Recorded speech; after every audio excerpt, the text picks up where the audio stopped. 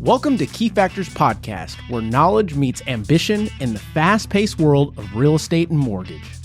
I'm your host, Mark Jones, bringing you the latest insight, trends, and expert advice to navigate this dynamic property market. In each episode, we dive deep into the heart of the industry, dissecting market movement, exploring investment strategies, and unlocking the secret to real estate success.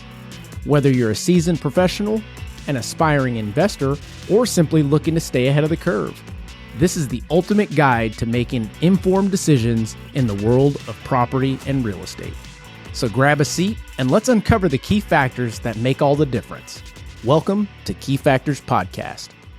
Let the journey begin. Welcome back to another episode of Key Factors Podcast. I'm your host, Mark Jones, and we are powered by ReviewMyMortgage.com, the largest index of mortgage programs in the nation.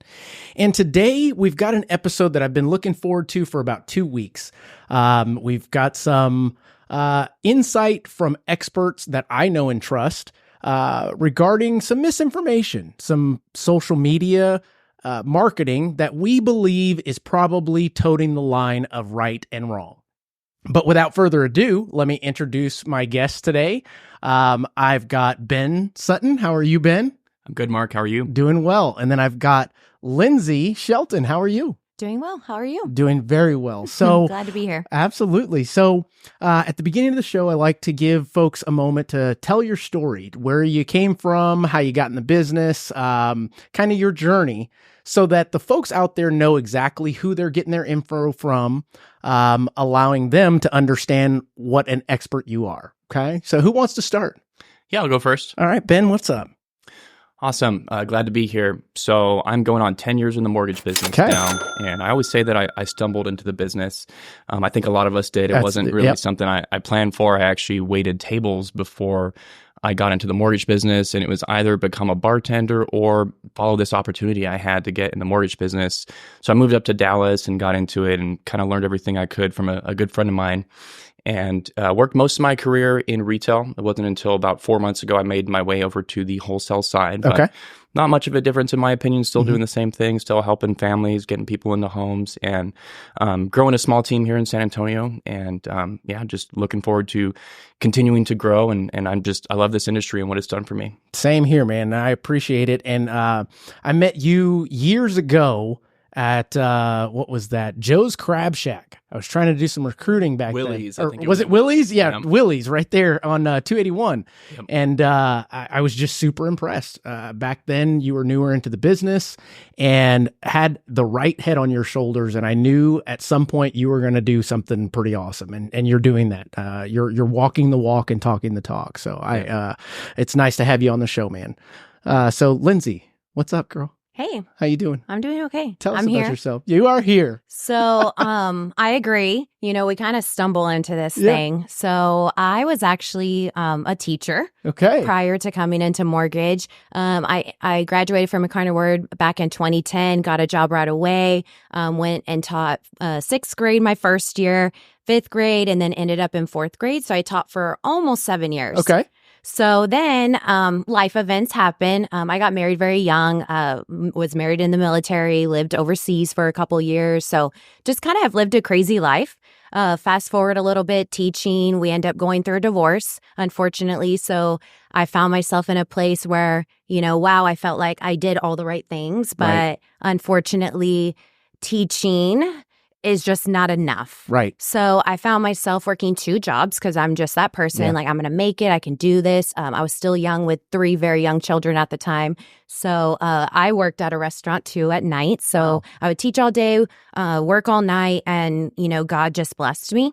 Then I actually have a twin sister, which I'll get to here in just a second. She actually stumbled into the business, and Cornerstone Home Lending actually hired her. I think she was around 21 years old at the time, with no experience. So she got in the business before you? She got in the business before me. I remember not even knowing what she was really doing, just because even though we're so close, we were at this time in life where she was doing this journey. I was married, living overseas. So I didn't know exactly what it was that she did. So, fast forward again, she's like, Lindsay, you got to stop doing this because I know what you're wanting, and you're not going to get there doing what you're doing, unfortunately.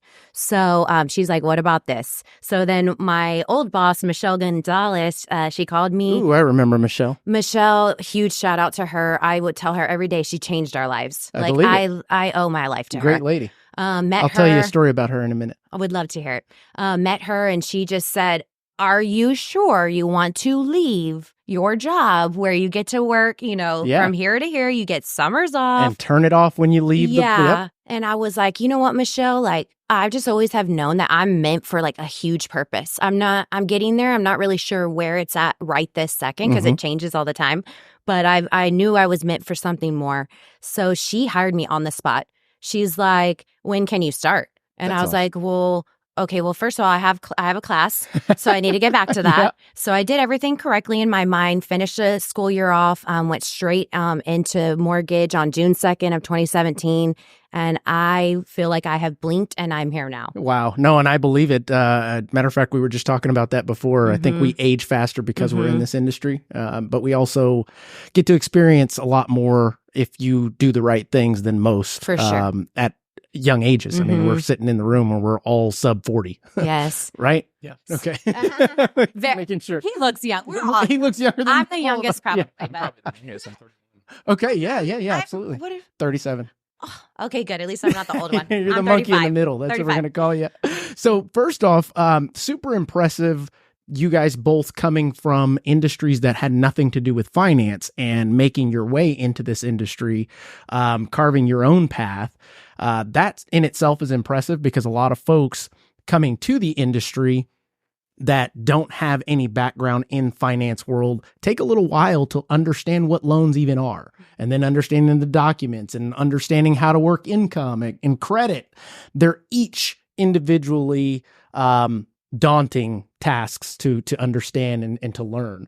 Now, story of Michelle. This is super funny, but totally true.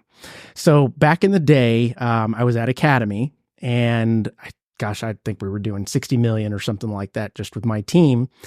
And I get a call from Michelle Gonzalez. Okay. And at the time, I had a borrower named Michelle Gonzalez. Oh, goodness. Okay. And she says, hey, do you have time to meet today? And I'm like, yeah, no problem.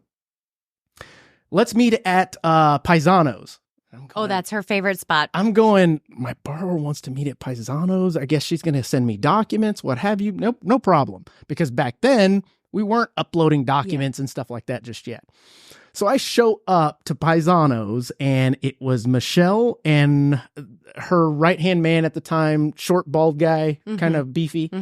I mean, it was like I saw a ghost. Literally, I'm walking in thinking I'm meeting my borrower, and here's Michelle with her recruiting hat on, and I'm like, oh my God. So I had to sit through that little meeting with them, and at the end I told them, I said, I'll be honest, I had no idea this was you guys. I thought I was texting with a borrower. I feel bad.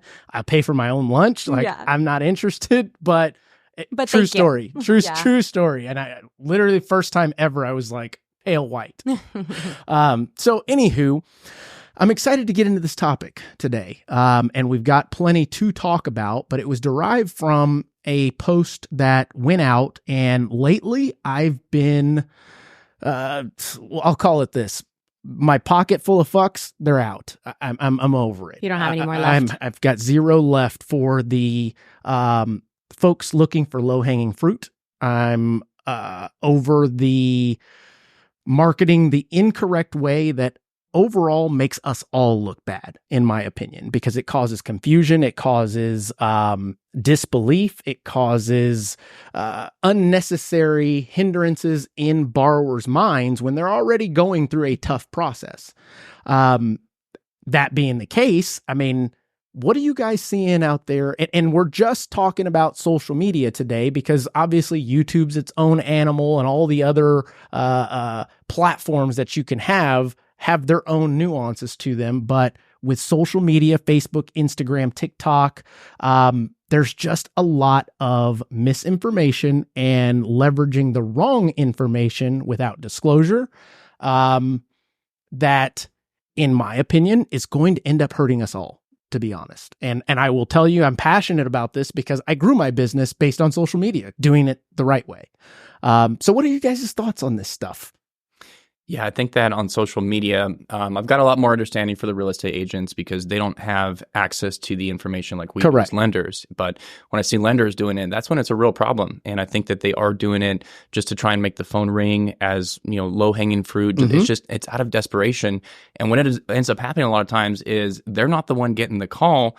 The real estate agent texts their trusted loan officer, hey, is this accurate? And then we're having to clean up their messes and explain, no, that's not true. You're missing all of this info on there. But a big one that I see is the temporary buy downs. Yeah. It'll be like, oh, my client got a 4% rate or 3% rate. I'm like, yeah, that's a 3-2-1 buy down. Like, make sure you're disclosing that. That's not where rates are at. You're going to get people thinking rates are in the 3s right now, and they're not. Like maybe for the first 3 years, but it's really just prepaid interest. That's exactly right. Front. And so I think that's a big one that I see on social media a lot. That was a huge craze, and I think every lender is looking to have the edge, the advantage over any other lender. When I'm here to tell you today that the real edge is the knowledge that the loan officer has, the team that stands behind them, their product mix and what they can offer, and their ability to navigate through guidelines, to be honest. As far as bond loans, construction loans, all of these different things, we all pretty much offer the same.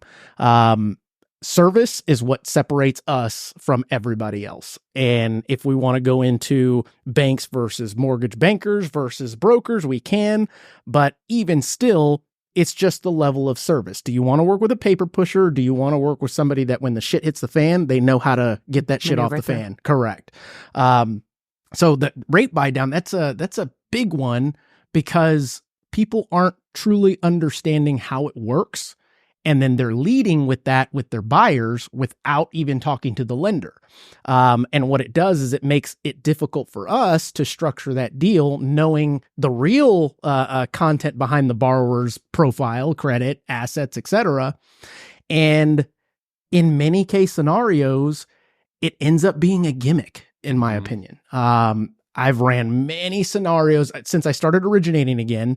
I've ran many scenarios because the realtor led with the 2-1 buy down, and I jump on a Zoom call with them, share screen, pull up calculators. I'm a nerd with it. So it's like, okay, I know you came to me for the 2-1 buy down, but let's make sense of this because if it makes sense, then yes, let's move forward. But if the dollars don't align with what your goals are, chances are you shouldn't go with this option. And those are the conversations that are not being had. So for a moment, I want to just shift to kind of talking just on the lender side. And then after that, we'll talk about the real estate side because there's only so much we can do on the real estate side. They're not governed by the same folks that we are. They're not oversight by CFPB like we are. I was just going to say that too. I don't think that they have to abide by as many rules as we do. So that's what makes our jobs even more important. Correct. Because we're like, hey guys, this sounds good, but this is the realness behind it. Yes. You know what I mean? For me personally, I'm in a realm where, I work a full builder, pipeline. I'm a choice lender for Beazer Homes, and I also do second looks for pretty much everybody, you know, here in San Antonio. So there's a difference in coming from a lender perspective. There's a big difference in advertising new builds and incentives and buy downs and all of these things, and then a retail world. Absolutely. So that's where... Do you mind explaining that? So, for example... Because there's a lot of folks out there that are like, what does she mean by that? And thank you, because it is different. So how I try to explain it to my realtors that I work with, that I'm like, hey, I'm a one-stop shop. Right. So pretty much I'm going to tell you how it works on this side, and I'm going to tell you how it works on that side. Correct. Same with my buyers. So when it comes to builder world, right now, I mean, me personally, I'm going to be advertising, some of these buy downs that we're doing. Absolutely. But guess what? I also have 5%, 6%, sometimes in closing costs that I'm able to do all these things with. That's right. Well, unfortunately, because of the builders and how they have it set up, it's not always going to be the same for everybody. Correct. So like if they're working, I mean, this happens to us all the time. Absolutely. I've been, we've gone up against each other, things like that. So the thing is that we have to first realize that there are differences. Absolutely. So how can I can advertise these things and I can say, as a choice lender, Correct. You are able to get up to 5%. So I'm very mindful of the things that I write because I want to promote my builder. Of course. That's why they want me. It's because I'm promoting them. I bring in business. Yep. But I also bring it in by utilizing what they're offering. Correct. Whereas maybe another lender, or let's say I'm working on another builder deal that I'm up against their lender. Right. I in my head already know like what they're doing. Right. So I can make it make sense, but a lot of people lack that knowledge. No, I agree 100%. And I appreciate you being honest with that. And just to sum up what she was saying is, in a layman's terms, is she's not playing apples to apples with us in many cases. Sometimes, yes. And why? Because she's got a kitty full of money that the builder, instead of lowering their price, have shifted over to the lending side. And in many cases, it's not even on your closing disclosure. Why? Because the money was behind the scenes. There's nothing wrong with that, because there hasn't been any regulations passed for it.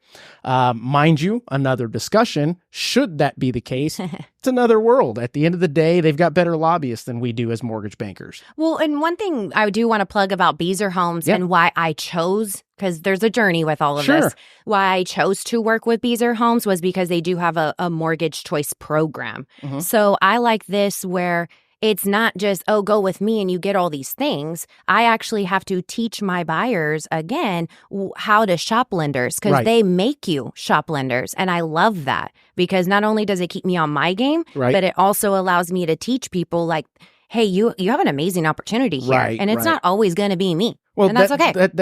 That's a very cool sales tactic, especially when you know that others can't compete. Yeah. I mean, at the end of the day, it go is. Shop around. There's no one in the world that can touch this. And that's pretty cool to be able to do that and have confidence behind it for the consumer to see that instant true value. Yes. Whereas in a case where you're working a retail deal. Yeah, exactly. Because I can go total opposite. You got to flip script on it and put yourself in a different seat on that bus. Yeah, that's tough. That's tough. And there are times where they're bringing in their OSL, their outside lender, and they're like, this is, I've worked with this guy for 20 years. This is that. And, it's all about education at the end of the day. Correct. So I win them over because it's not about winning the game. It's about, hey, this is where we're at for this particular property for you. You're going to be my buyer for life. Right. But this is how we're going to maximize builder credits to get you the best deal. Absolutely. So I don't think about anybody else. No, nor should you, to be honest. This is what I've got, and it is what it is. And then, going on to the next side, which is the realtor or the retail side. Sometimes you have no credits. You have nothing. Correct. So it is, you can't advertise a 3-2-1 buy down because a builder has to pay for that. There you go. And people don't know that. Correct. So, but they'll still tote it on the social media world. Yes. They'll put it on the line and get the comments going. And it's just, I don't know. We can get back to that. Yes. So the concept of this misinformation, I've seen posts from, like we saw, what was the post itself? I've got bond funds available at 5.75.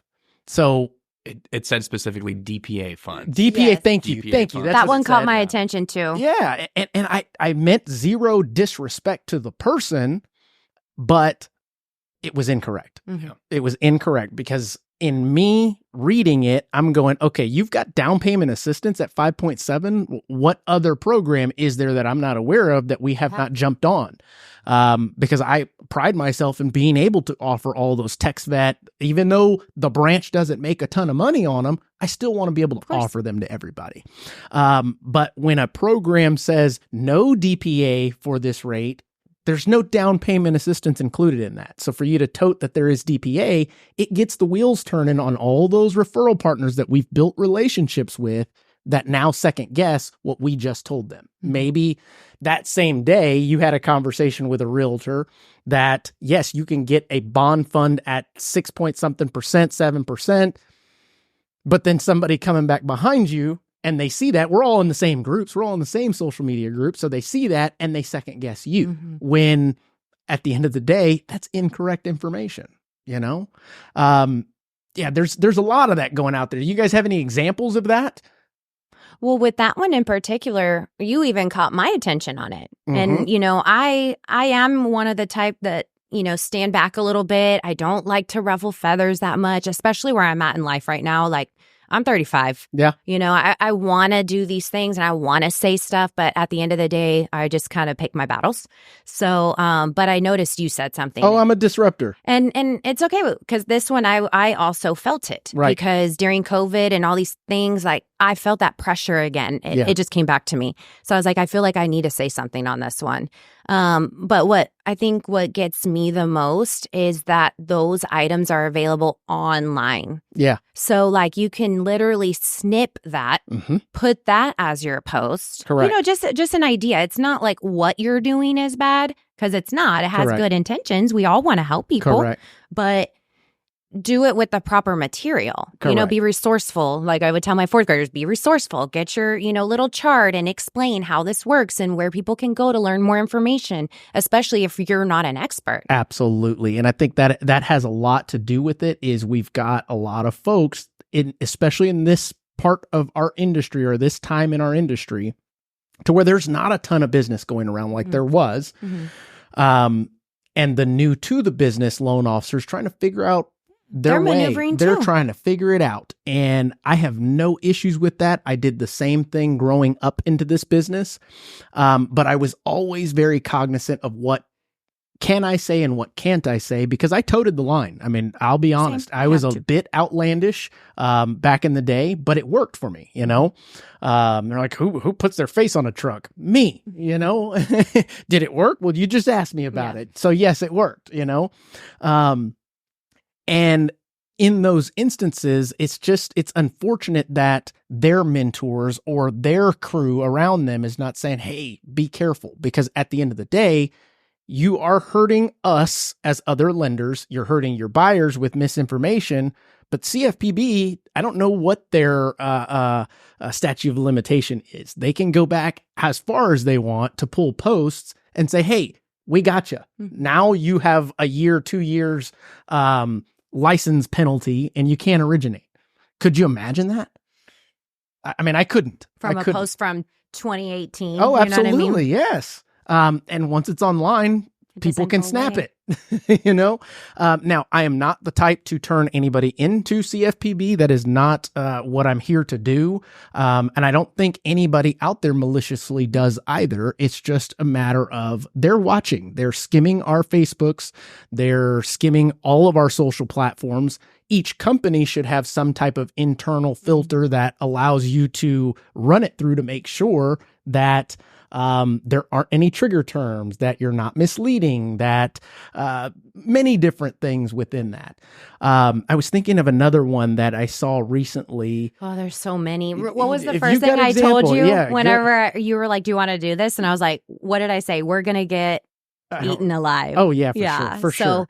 Again, I don't think anything's malicious. It's just more of, things that I see are just people posting payments, zero down. I love all those things. We can now do 580 and above. Well, we all could.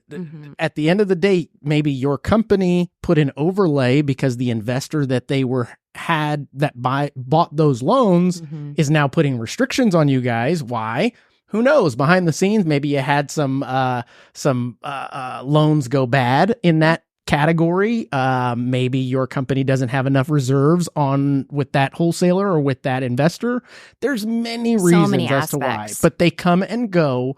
It's not a matter of we offering it, you don't type situation, in my opinion. Ben, you got anything to add on that? Yeah, I would say, I've always been very careful about what I post. It's just how I was trained and just not something I want to mess around with. But, you see so many of these posts and the ones from loan officers specifically, I've always been told you have to post the APR, right? So if I do post a rate, maybe I'll say something like, rates are in the 6s or the 5s. Correct. It's general. It's not an actual rate quote. But if I'm saying, hey, rate of 5.75, like you're supposed to post the APR too. Oh, absolutely. And that's a big problem too, is people, there's 3 points on there and they're not telling people that. And it just goes back to the same thing where it's like, okay, well, who's actually paying for it? No, you're right. Flex money or seller concessions options or builder credits or something to cover it, yeah, that's a great deal, but not everybody's going to have that.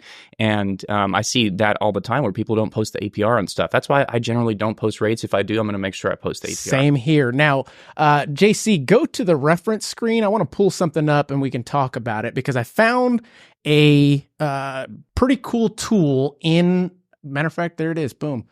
So if you go to Google, everybody, and literally type in mortgage rates today, you scroll down just a tad, there's this little graph or this tool that Google created. And I think it was almost around the time that Bankrate was getting sued for bait and switch. And what this does is, first off, I'm going to read the disclaimer. It says there it is. These mortgage rates are estimated by third parties using industry averages for owner-occupied properties and do not include refinance options. Rates may vary based on availability and lender approval.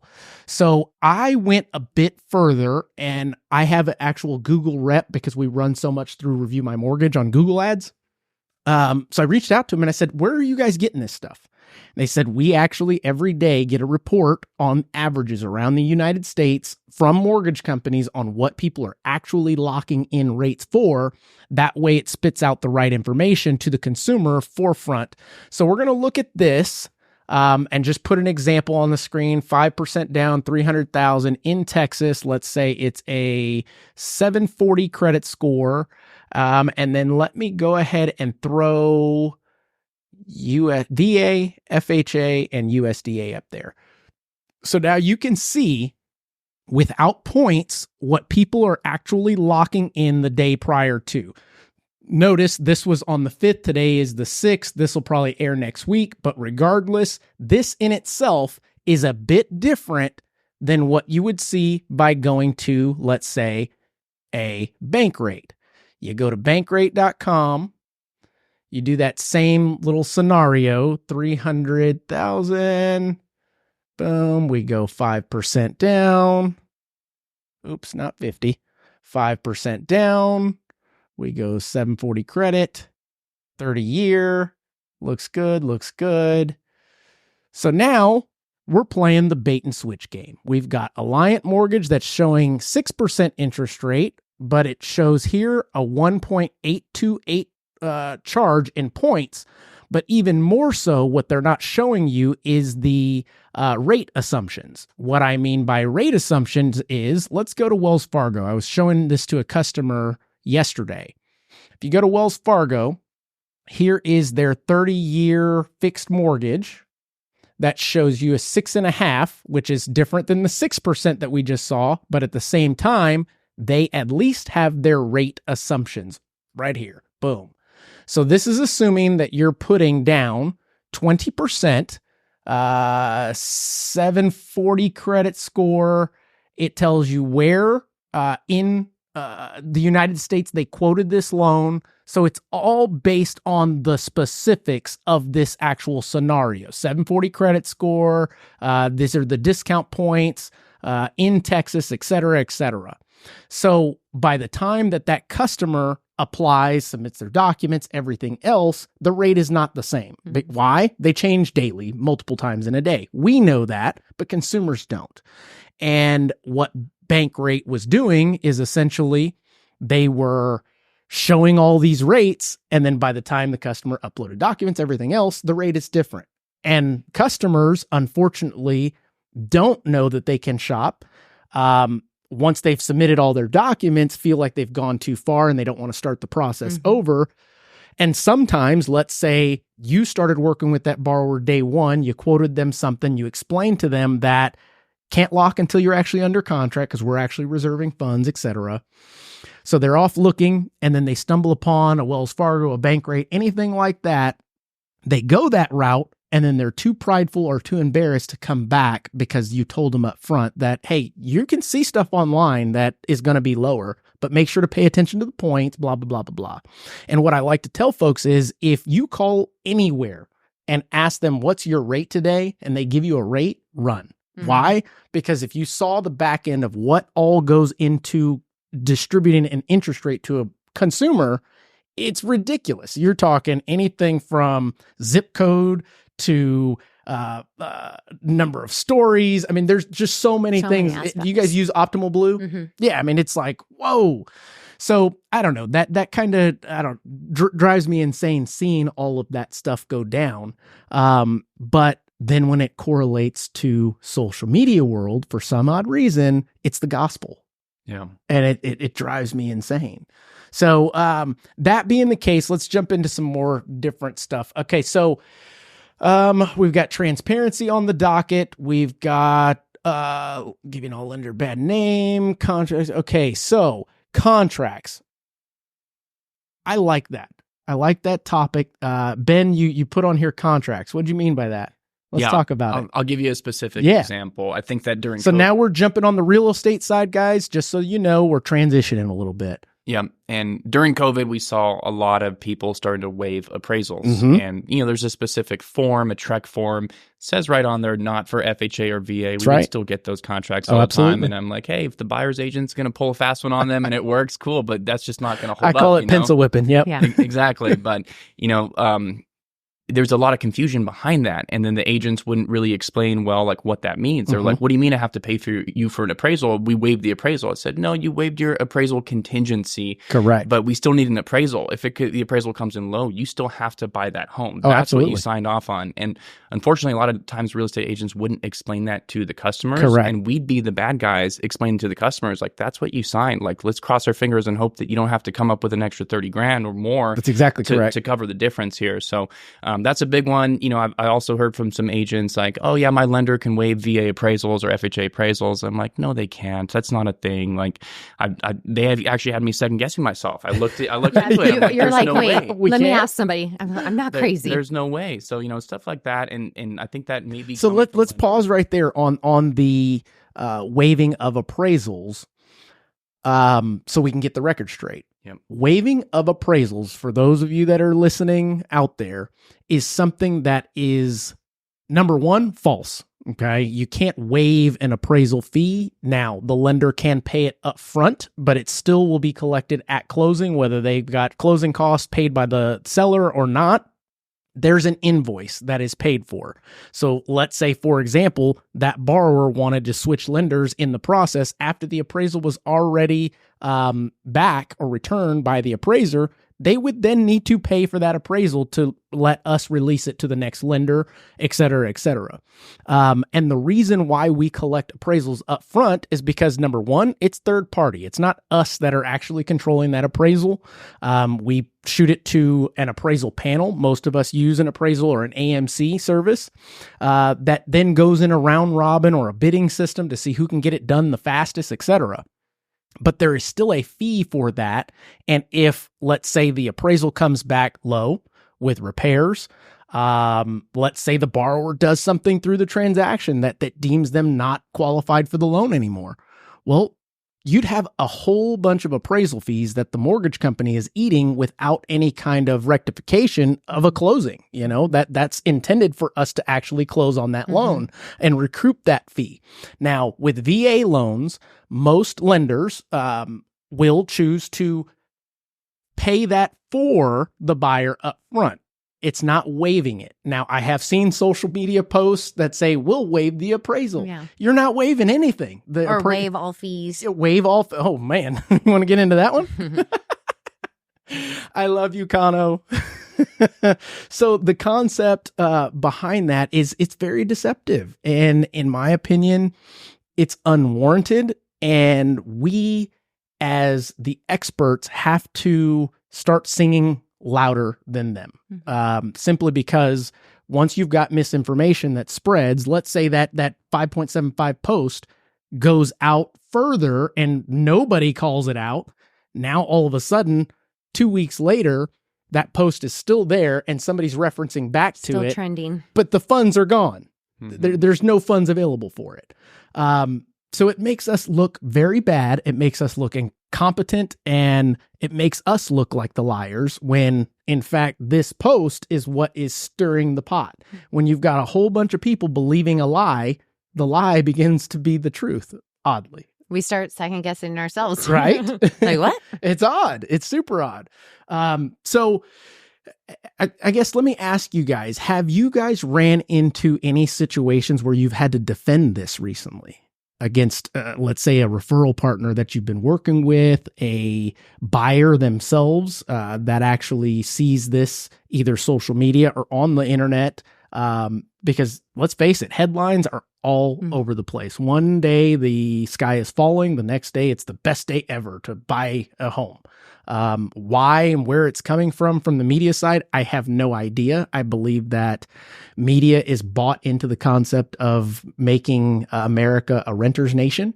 Why? Because they're controlled by the folks that are buying the homes and renting them, to be honest. In addition, I mean, you've got BlackRock that's not even representing the amount of homes that they're actually buying because they've got LLC under LLC under LLC. They're packaged within each other. So yeah, have you guys experienced that against a borrower or a realtor lately? I think personally, one that I've always dealt with over the years, I think because I come from the teacher background, is a lot of those special programs. You know what I mean? Yep. Special programs are always great and they're always there. But a lot of times, they're like, oh, you could get a teacher grant. Yeah. I hear that one a lot. And I'll even say, there's programs available for teachers. Yep. Obviously, you have to qualify.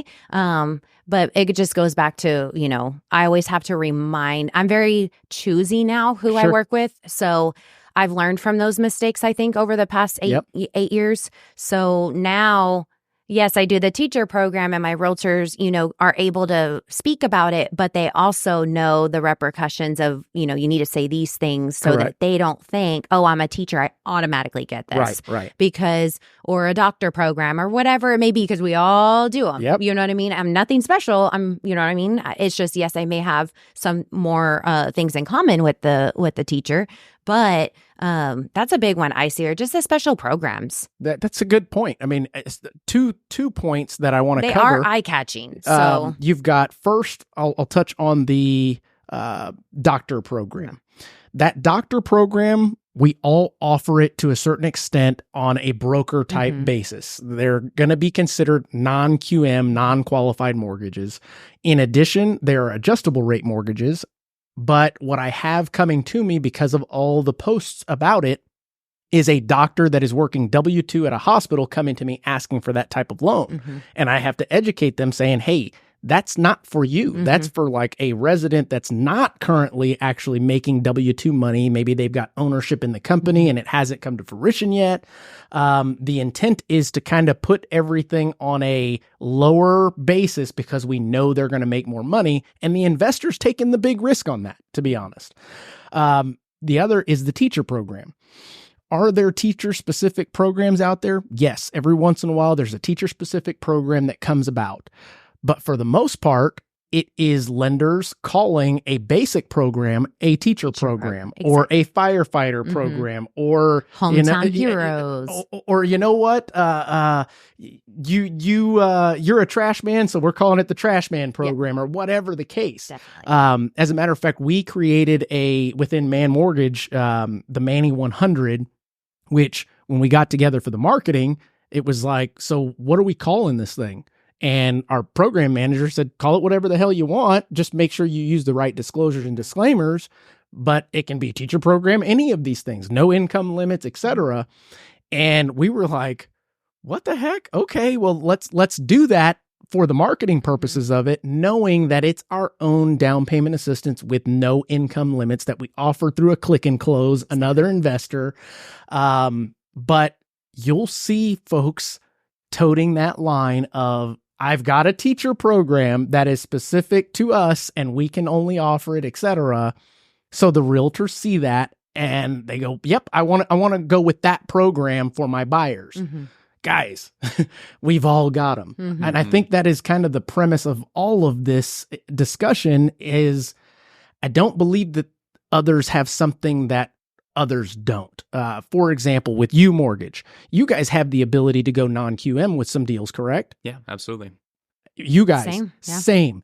It's more work, less pay, But do we have it? But we can do it. Absolutely, yes. There are more loan officers that are experienced in these type programs versus not. I'll be honest, I didn't do any non-QM loans until probably about 2 years ago. 2 years ago was when it was like, okay, what is DSCR, bank statement loans, 1099 loans? You starting to get creative. We had to. That's exactly correct. And they're toting them as if their program, nobody has access to Angel Oaks. I mean, what the heck? No, Angel Oaks works with all of us. Matter of fact, their rep comes around and talks to all of us to try and get more business. So Ben, give us some more, man. Give us some more about this stuff here. I think that the media is a big problem too. And this isn't so much a recent thing, but it's something I wrote down as a topic. I think you guys remember during COVID, the Fed's lowering rates, media's blasting, interest rates are at 0%, right? And I'm getting phone calls, I'm getting blown up from borrowers, people in my pipeline. I've locked them in at a great rate of 2.75. They're happy. And they're like, hey, Ben, I saw on the news rates are 0. Could you just adjust my rate to 0%? And we're going, no, interest rates are not 0. That's the federal fund rate. We're having to explain all of this stuff. And, the banks still have to make money. There's got to be an interest rate on there. And, I think that's a lot of our job is just kind of cleaning up the messes that the media makes. And, sometimes it's industry people, unfortunately. Right. But that's an example that comes to mind is, when interest rates were 0%, and we still joke about it to this day. Like, of course, interest rates were not 0%. Right. Right. No, everybody gets a house. Everybody. Exactly. Everybody. Exactly. Now, that being the case, we're probably going to see something very similar to that as rates start to come down. I don't think that there's going to be another cut until halfway through the year. I felt that was going to be the case simply because if we start cutting rates now, we're going to have another issue of inflation again, and it'll happen quickly, especially being in Texas and more people are coming here. They'll jump off of that fence real quick once they get into a certain, whatever they deem comfortable for their payment or to wrap their head around. I still think that we're not going to see a lot of inventory hit the market, which is why new construction is going to prevail for a little while. That being the case, I mean, what do you guys see with the market moving forward? After you answer this, then I'm going to jump back over to this over here so we can go over some social media do's and don'ts and dids. And dids. Yeah, I think you nailed it. I mean, we're already seeing kind of a boom, at least I feel in Texas and San Antonio. I mean, it's January, February, and we're seeing, a lot of activity and rates are at where they're at right now. Yeah. If they start going down, if the media starts going, rates are dropping, it's going to create a lot of issues. And that's, part of the reason why we're cleaning up the mess that we are now is because it happened too quickly, too fast, too extreme. And hopefully we don't have to deal with anything like that again. But I'm glad to see the market picking up. Yeah, absolutely. I wish there was more inventory. I think a big problem is that a lot of people are sitting on low rates and they want to move, but they don't want to sell because then they have to buy with a higher rate and they can't do the math in their head for it to make sense. Right. But if the rates move down, maybe just a little bit, maybe 0.5%, a full percent, I think we'll see more inventory, but it's going to become another buying frenzy again. I think that's pretty much inevitable. No, I agree with you on that. You got anything to add? Yeah, no, I mean, I'm grateful, and I think that's why I maneuvered back into the builder world because I stepped away for a little while last year, took some time off, and is that what you're calling that? Yeah, I took some time off. I like that. I took about a year off. I like that. Yeah. Sounds great. I still worked. Still did pretty well. I don't know you Still to not be well. able to work. I know. So. I'm like, how can I take a year off and I still do really good? Yeah. But no, I really took a year off, but it gave me time to think about these things. Sure. So I knew where we were in the market, and I think it was a perfect year for me to take some time because I didn't have to, deal with a lot of the stuff that a lot of other people did, but I still watched the market. But I'm really loving where I'm at now because I feel like this is my time to thrive with this type of market. I agree. Because I'm very good with, the 3s, the 4s. Like, I could sell that stuff all day, but this is actually what I really love. Like, I want people to know, like, you can still thrive in this market for the next, 6 to 9 months. I feel very secure knowing that I'm going to do well because I know how to sell a product so freaking good that buyers they don't even second guess. And I think that is a reoccurring trend that I'm seeing with the guests on the show is we're all experts. This is where we have the opportunity to shine, to show our expertise, to show our ability to educate, not necessarily sell. It's more education than anything these days. Kind of like Ben said, teaching a customer the ins and outs of how this actually works versus them seeing it online, formulating their own opinion of how this looks to them on the outside, then going through it and having this totally misconception of the real process. Exactly. That being the case, I believe we're going to see a lot of people not renewing their license this year because the market is tough. And it kind of encompasses what we're talking about with the social media posts is you're seeing people doing those types of posts or that type of social media marketing. And I think you said it earlier, out of desperation, to be honest. Unfortunately, it's emotional. I can tell just by reading somebody's post if it comes from an emotional standpoint. You know what I mean? Whatever that may be for that particular person. Let's see. Loan officer renewals in the United States. JC, go to that reference tab. Boom. Let's see if they give it to us in the United States. Blah, blah, blah, blah. December 31st issued. I'd like to see if there's anything. Let me see here. Let's type in how many loan officers renewed their license in this is a good 2024. One. I saw the realtor one, but I haven't seen the lender one. Same. I've seen it. It's crazy. It's like, okay, so I think we've got some info here. It says in 2023, tens of thousands of loan officers left the mortgage industry. In October of 2023, 67% of current loan officers produced less than one unit of the chosen of closed loan. 21% closed 1.5 units per month, and 12% closed greater than 2.5. And that kind of rings true everywhere at every company. You had your top producers that are used to making X amount every year that went, okay, I know how to do this. Let me roll up my sleeves. Let me get back in the trenches, kind of like myself. Let me start producing again because I can't just let my book of business call me. And let me show my level of expertise. You know, it gave that opportunity for that, but I'd like to see what that actual number is on renewals. I know it's somewhere. It's got to be somewhere. John Hudson was talking about it. Anywho, I know it's a staggering number. It was like 180,000 licensed loan officers in 2021, and we're down to like 80,000. Right. It was almost half. Yeah. It's insane. That's even personal people that I know that are no longer in this business. Yes. So, I also say for the new to the business loan officers, it does not mean that it's impossible, guys. No. It really doesn't. I think advice, if I could give it, find a solid mentor. That being the case, listen to what they tell you. If they say go back to the basics, go back to the basics. Why? Because they're probably doing that themselves and they know that it works. There are probably 5, I call them needle moving activities that we as loan officers will withstand the sense of time, which is open houses, pop buys, asking for turn downs, maintaining a consistent social media presence. There are certain things that a loan officer can do every single time. It all depends on how much of it you do that kind of turns the spigot on. But I think a lot of loan officers are thinking that if they just post on social media, they're going to get business. And that's not the case. It's not enough. Yeah, it's just not enough. What are you guys' thoughts on that?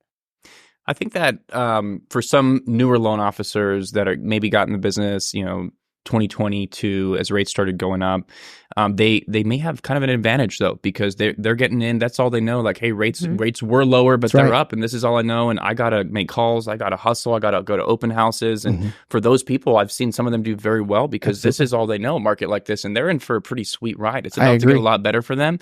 I think where myself personally, I struggled is I came off of this huge high where it was like I didn't have to make phone calls. Right. I wanted my phone to stop calling at some point. Correct. Like, I wanted that thing to stop Does it ringing. stop? Because it was so much, and a lot of us got burnt out, and we kind of looked forward to maybe a little bit of a break or some time off. Can somebody break the system for a moment, please? Exactly. And we'll talk about that break. And enough time has gone by where it's like, hey, we got to get back to work. Right? Correct. But we know the basics. We've done them before. We know what to do. Right. That's right. But it's just a bit of a shift for some of us that have been around longer versus the newer guys. Like, this is all they know. And, That's right. What's a refinance? That's true. And I'll compare it to back when I got in the business in 2012.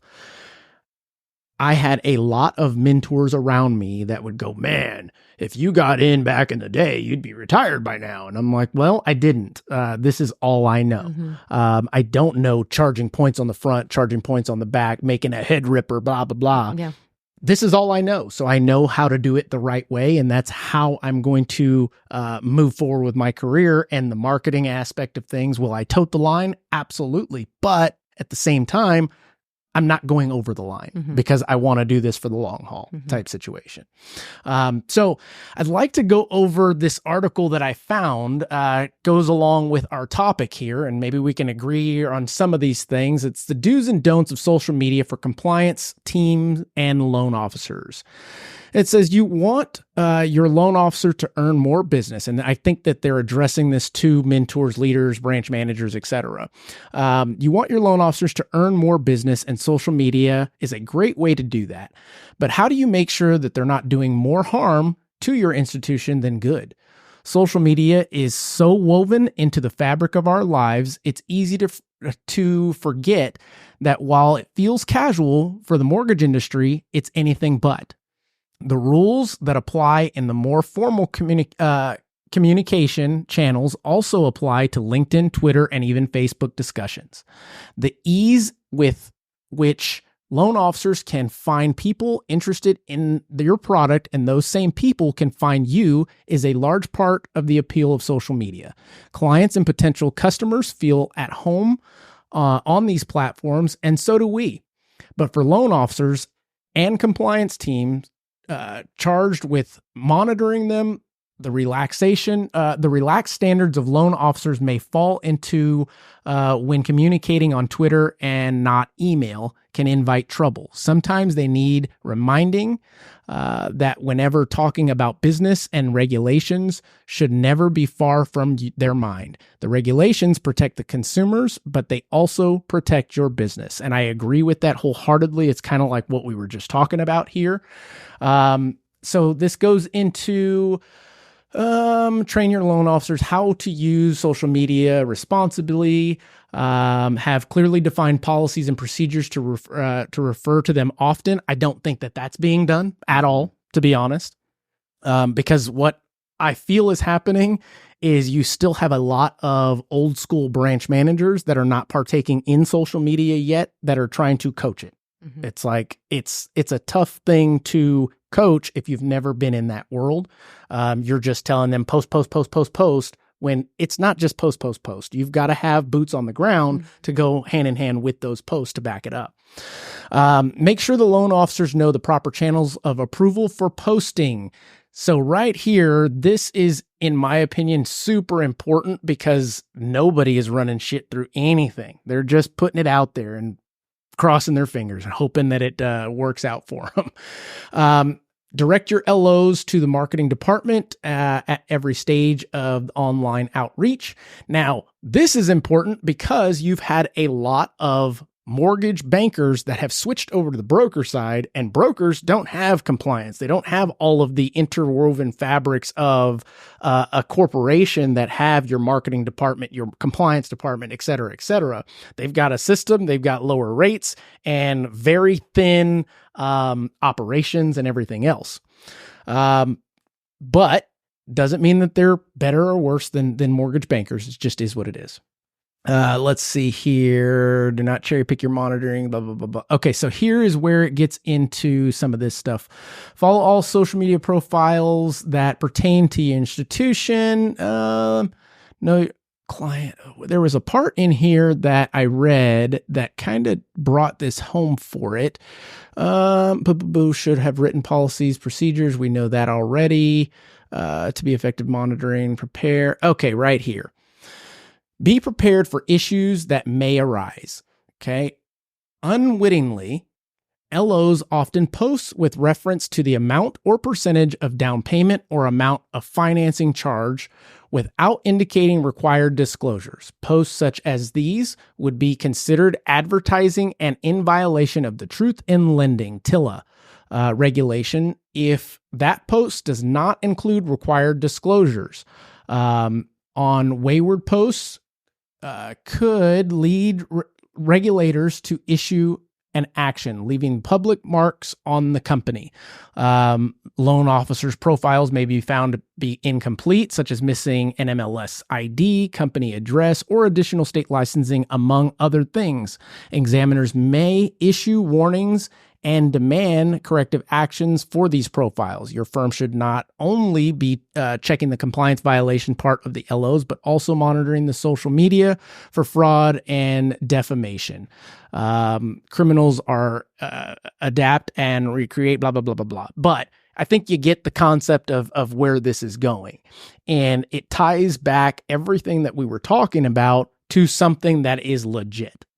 This is not just a blog post. This is actually pulling from regulations to give us a little bit of a layman's version of what we should and should not do and what we should and should not be looking for when it comes to these types of posts. That being the case, how do I ask this? Do you believe, and I want to ask each of you, do you believe that when you see posts like that, people should let them go and not comment and not say anything? Or do you feel like someone should say something?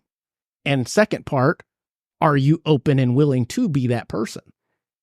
Because if you're not, you can always just message me. I think that's a good one because, I think about somebody like me and I think of somebody like you. Mm-hmm. So in my opinion, I think you reaching out and being able to say that, right, you may get a little bit more respect in terms of like if I were just to randomly post. Why do you say that? I think because you have made yourself that person. Okay. Like, hey, I'm here to help. I want to do these things. I haven't really established that in an online basis. Because I'm a bad boy for life. No, I'm just social anxiety, like don't want to be on camera. Right. Ask Kano. He knows. He's like, Lindsay, you need to get out there. And I'm like, I don't want to talk to people. But to me, it's not really about like what. I mean, I think I lost my train of thought there. That's okay. That's all right. I do that all the time. If I were to, let's say that one example of that post that I posted with you. Right. I felt like you handled it well. But from my aspect, I feel like I don't know if I would have been that brave. Gotcha. Because to me, in my head, I'm thinking it. I know you see it, you think it, you want to say something. And I'm just learning, I think, as I get older, for me specifically, because I care so much about what people say and do, that I don't want to hurt my reputation. Sure. That I feel like if it came from me, it wouldn't be as well received gotcha. As it is from you. So like for me personally, I probably would have just maybe would just moved on. Right. Because at the end of the day, I've learned I can't help everybody. Gotcha. Agree. I get it. But if I see that people are posting, then I feel the need of like maybe, send them a message and say, hey, I like this post. Don't get me wrong. I get where you're coming from. Right. I know your true intentions, but maybe this time around, try it this way. Right. Whether they take that advice, that's what it is. But I think that's a teacher heart in me. It's like, I'm not trying to hurt your feelings. You have all the right intentions. Right. But like, let's work together to do it right. Now, I'll be honest. I don't normally screenshot and then repost. Yeah, I've never seen you do something like that. I don't think that was malicious at all. And it wasn't. I blacked out the guy's name, all that jazz. I will normally comment within their post, letting them know, hey, you're toting that line, and I'm not the one that is reporting you or anything like that. But if you do, and somebody looks at it, now they're looking at this whole group. Exactly. And I'm not trying to be in those crosshairs. Mm-hmm. Sorry. So I feel like it's more so protecting myself through them, if that makes sense. Or I could say, I'm doing the Lord's work. I'm just kidding. Well, and it all goes back to, we're all individuals, and I'm learning that you have good intentions, but that person reading it didn't have good intentions of like your response. Right. It didn't come from, this guy's trying to help me and guide me and work towards my business. It Correct. was an instant, just like, no, like, you know what I'm I saying? agree. Like, stop. So I think you have like great intentions like I do, but I think it's important for people like us to tell people these things. Right. Like you can have the greatest heart. Like, I love that you're wanting to get people into homes. Oh, like, absolutely. I love it. Absolutely. But there's a way to do it. And let's start that now, because these new agents coming in, these new lenders that are coming in, you know, I want to set them up for success, because I think we're all at that time now. Like, it's not just about us anymore. No. It's about my legacy. Absolutely. What you know, my twin and I never spoke on this, but Amanda and I are a 50-50 partnership. I have a dream. My dream is true right now. That's awesome. I have Amanda, who's a loan genius. I'm a loan genius. And, you know, I think just our number one thing is like have that thought process of it comes from the heart, out of love, out of respect. So what I say to you isn't to offend anybody. I agree. And I guess taking a step back. But online, it's so hard because they just automatically, you know, attack and right. And I love that like people came in and they like defended their friend, and like I love that because that's how my people are. Right. But the whole aspect was not about that. Right. And it was about to that point, what was posted and how it was incorrect and how we should work better. You're on the money. That's all I wanted. My intentions were good, 100%. They always are.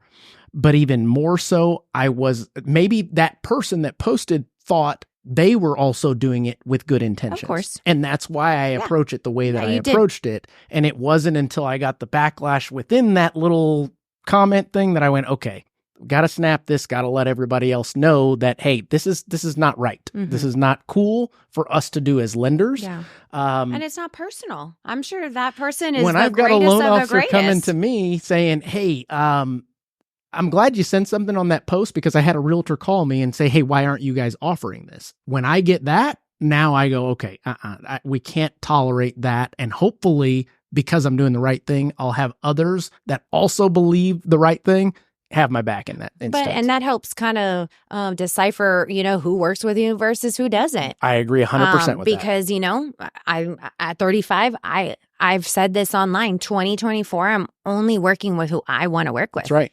That's right. So if they, like those people that I work with have the same thought process. Clients. Well, builder clients, but I know, and I didn't start in the builder world, so like I get it because it's like, oh, you know, it's so easy, but it's not. You know, it's not. No, hell no, it's not. And you know, it's a lot of education, absolutely, because at this point, buyers are coming in, you know, I want to use this person, and I love that loyalty. In addition, that's my you guys buyers. are doing heavy volume. Casey Hampton is a good friend of mine, and I've had her on previous show when we first started, and we got to kind of peel back all the layers of the builder world and the builder financing side.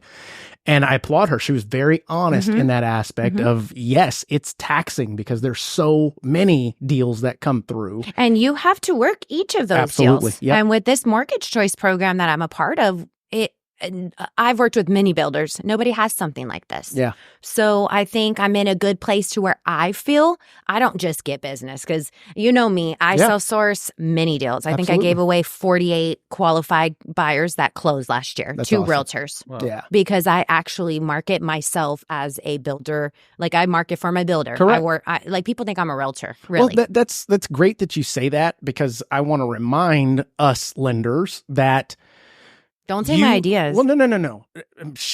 For years and years. Oh, I've always taken her. as a loan officer in today's world, you have the ability to market the same, if not more, than a realtor out there. You provide more to a realtor, I don't care who it is, by giving them a qualified buyer than anything else, paying their tab for lunch and all this other crap. People already know you ain't going to get anything like that from Lindsay. No. But what you will get is a can I say the word ass? You're going to get a badass loan officer that's going to take care of your client.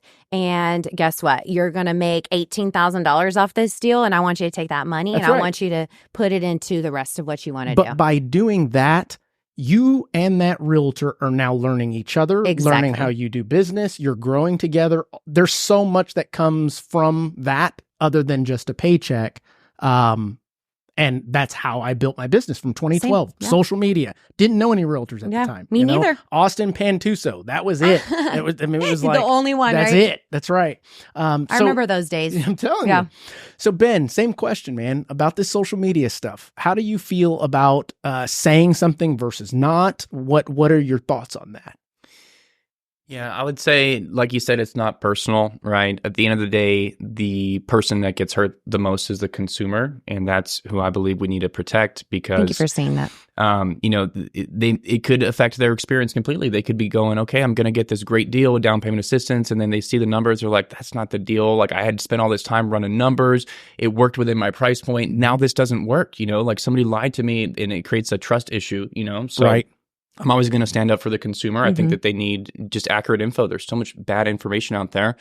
As far as the strategy, like calling it out, more my style was probably to message the person and say, hey, like you said, great post, but I just, I think you're misrepresenting the program in a certain way, or maybe put your APR on there or something. Really, I'm looking out for them, right? Correct. Or give them an idea, right? Give them an idea. This is literally on the website. Let me show you the website. Yeah, and I mean, it's our mortgage family, our mortgage brothers and sisters, and I'm looking out for them, and I don't want them to get in trouble, right? And I don't want the consumer to get hurt either. So I mean, that's more my style. Is I'll message them. Do I do it every time? No, just because it can, it's time consuming. You'd spend all day. You would have to every single post. Yeah, it's a full-time job, right? So I don't do that. But typically, if it's somebody that I know and respect or trust and care about, I'm going to message them, and that could be for anything too. Like, hey, you made a typo on your post or whatever. I'm looking out for them, and that's how I see myself going about it. It's not in a malicious way. I'm not trying to get them in trouble or hurt their business or anything. If anything, I'm trying to help them out. Like, hey, I want you to be in this business for a long time and doing it the right way. I think that you should edit that post or maybe, take it down or whatever the case, depending on what they post. Absolutely. Well, and I think any realtor that, really truly cares about their business and wants to grow, take that feedback. I would take that all day and be like, hey, that was a good idea. Yeah. Next time I'm going to do that. And it just makes you look even better. I agree. I do agree with that. So now, last question before I sum it all up with this mortgage national mortgage professional. It's a compliance concern, and it goes through real quick, kind of what we were talking about, but it shows what they're actually looking for these days. But my last question before that would be, how do you guys feel about realtors promoting mortgage stuff? We see it all the time. How do you feel about it? Who's brave? I'll let you go first. Stay in your lane. Stay in your lane, bro. There's too many variables. There's too much information that you need to accurately quote rates. You can give generals. You can say, hey, on Google, these are the averages. Here's Mortgage News Daily. Read the disclaimer, stuff like that. But for the most part, it's just going to hurt the consumer as well. Correct. And I don't think that's really going to be the deal breaker or maker that's going to help you sell that home, is that you're posting what rates are at. It's like, no, I work with the best loan officers, and here's their info. They can dive deep in your situation and discuss that with you. And I'm not going to get into how they should write a contract or anything like that, right? Like, I think it's best when we stay in our own lanes and we respect the roles that we have. And that's my opinion on it. I like that.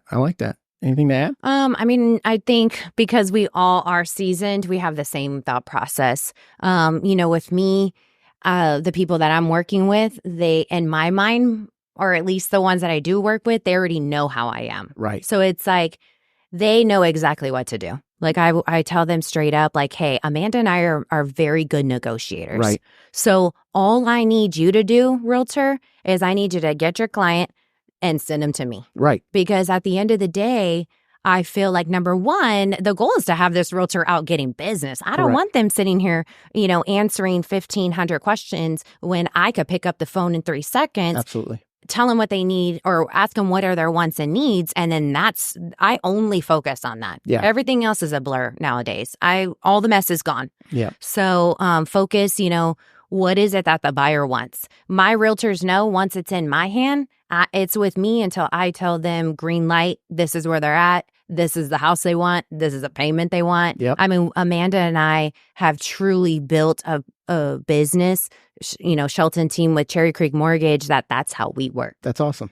So there is no, and I'm not saying we're perfect. No, but nobody I'm just is. saying we are very strict. Right. And 2024 is all about everything we do is with intention. Yep. Everything we do has a purpose, because Amanda and I are very busy. Yep. So, as you should be. As we should be. Yep. But we also have learned boundaries. And we also, I'm a superstar mom. You follow me on Instagram. You see me everywhere. You're probably wondering, how the heck does this girl even work?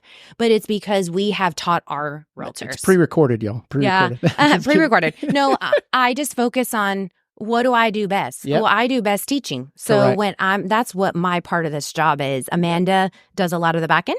I'm good at that too, but that's where she wants to be. So we're in the perfect seasons for life. Yeah. And she's a great negotiator. So my thing is, the realtor trusts us that you just get the buyer to us. Absolutely. Because you should not stay in your lane. You should not be giving, payments. Oh, this is where you want to be. Like, let us do that. Absolutely. You don't want to be liable. Yeah. And at the end of the day, they're gonna they're gonna believe the realtor over us, unfortunately, and that's when it becomes an issue and an additional hurdle for us. For sure. When we're trying to advise as the expert, looking at their full scenario versus the realtor that used a down payment assistance post to attract this buyer that they actually don't now qualify for down payment assistance.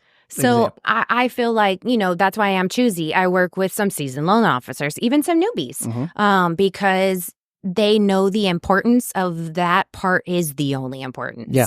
Because at the end of the day, you can show them all these things. You can do all these things. You can sell a beautiful product as a builder. But if that payment and that loan isn't what they want, you just wasted so much time. Absolutely. So when you could have gotten that up front. Absolutely. Yeah, stay in your lane. I'm always get them to us. Yeah. As soon as Amanda and I talk to them, we have cost sheets, every home that they go look at. We go above and beyond. Yeah. My goal is the realtor is going to be like, oh, wow. Well, there's a reason why you guys are sitting in these seats today. Yeah. It's not random whatsoever. Exactly. So. And again, it's not saying I'm perfect. I don't produce, 50 loans a month in closings anymore. I'm not that person anymore. According to statistics, no one is. Yeah. And I'm okay with that. I don't know. My boss, Jason, in Houston, you should look at his numbers. I'm like, dang. But I've realized that I don't want that. Like, we want to be with the people who think the way we do, that stay in their lane, Absolutely. That you're the expert with the homes. I'm not over here selling homes. I'm helping payments. Yeah. And I take all the inventory that I have because I'm very use that and leverage it. I'm very hands-on with my people. So we help structure together, and this does not have to do with a borrower. Correct. We're coming to the borrower with the solution to what they want. You've got the goods. I got the goods. That's awesome. Amanda's going to get mad because I gave away all the secret sauce, but at the end of the day, it's just listening. It's true. It's not about us. Asking the right questions and then listening. 100% And realtor agree. too, like trusting your partner. Loan officers and realtors are not doing enough of that these days. Yeah, and trusting. Yeah. Trusting that, hey, you got your job. I know you can do it. Let me do mine. And when I tell you we're good, you don't question. Yeah. And we go. Yep, I agree with that. You got to build that rapport with them first. Time. But at the end of the day, you are correct. And it's I'm right there worth with you. it. So worth it. Builder world and retail world. So let's look at this real quick and see if it's even worth our conversation. So it says, compliance concern. In addition to state laws governing mortgage advertising, at least 2 federal regulatory agencies prosecute mortgage lenders for deceptive advertising, according to the Consumer Financial Protection Bureau, which is CFPB for short acronyms. We love those. Most violations fall into 4 categories. Here's the most commonly 4 categories.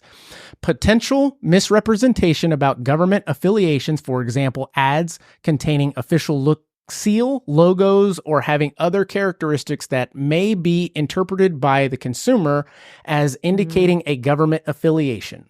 Seen this before.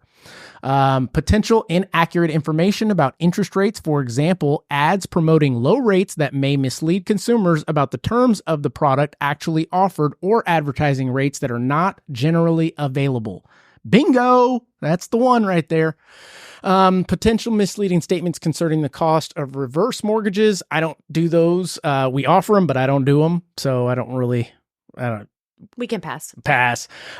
Potential misleading misrepresentation about the amount of cash or credits available to consumers. For example, ads containing mock checks or suggestions that the consumer has been pre-approved to receive a certain amount of money in connection with refinancing their mortgage and taking out reverse mortgages when the number of additional steps would be customarily needed to be completed before consumer would qualify for the loan.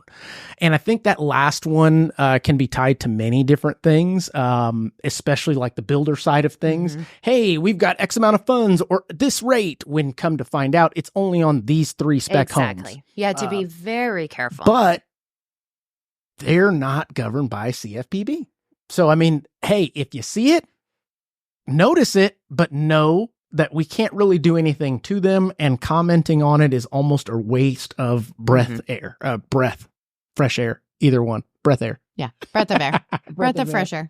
That one too. Well, guys, I mean, we are at the conclusion of the show. There was some good stuff talked about in here, and hopefully it gives people the understanding that we are not out to get anyone. We just want things to be on somewhat of an even playing field when it comes to regulations, what people are seeing, what they're digesting, simply because the world isn't fair. The world that we live in is not fair. Never do I want it to be. I don't want to go into politics or anything like that, but it's intended to be unfair so that the survival of the fittest are the ones that rise to the top. The ones that actually put in the work, those are the ones that get to the top. You don't really get to the top without putting in the work. I've never seen it. I've never heard of it. I've known many different people and have rolled in different circles that I'm not the smartest in the room. I like that. Why? Because they get to tell me their journey, and they're happy to do that. And the one thing that I have found that connects everything is the hard work piece to this, not making excuses, doing things the right way, and additionally working their ass off. That's kind of what gets us to where we are. So that being the case, do you guys have anything to add to this? What would you give in way of advice for lenders first and then realtors? Go.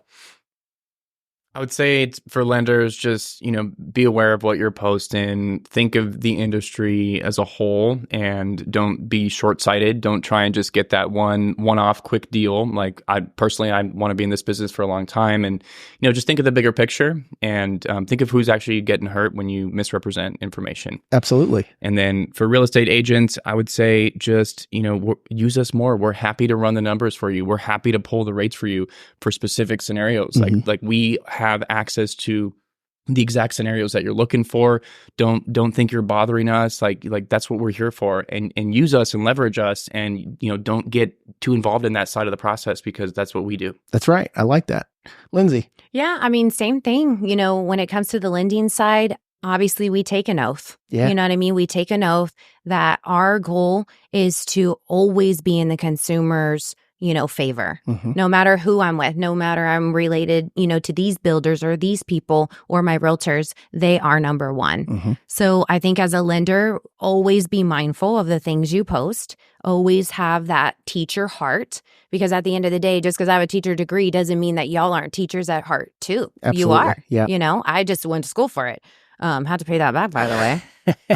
But you know what I'm saying? But I think if we all just lead with that as lenders, because that's what we are. We're advisors. Absolutely. We're not, I'm not a loan pusher. No. I'm actually digging in deep, and I want to know these people's purposes and the long run. I want to be here forever. Absolutely. The legacy, our goal or our motto is client for life. Yes. So, and then when it comes to anything that I could tell a realtor is just, if you really want this to be part of something that you do, find the right resources to help you. I like that. Yes. Because lenders like us can give you.